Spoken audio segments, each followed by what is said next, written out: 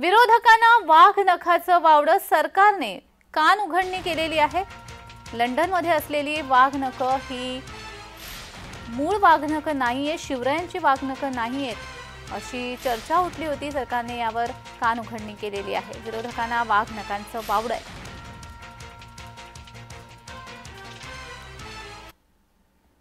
Victoria end Albert म्युझियमनी जे पत्र पाठवलेलं आहे त्या पत्रामध्ये वाघनखाच्या संदर्भात संदिग्धता निर्माण झालेली आहे।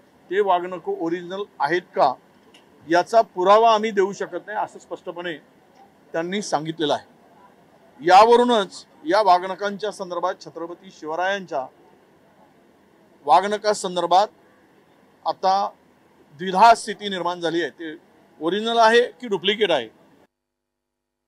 भवानी तलवार आणि छत्रपती शिवाजी महाराजांनी ज्या वाघनखाने अफजल खानाचा वध केला ती वाघनख लंडनच्या म्युझियम मध्ये आहेत। हा खूप जुना इतिहास आहे। याच्यासाठी पूर्वीचे संदर्भ सुद्धा आहेत।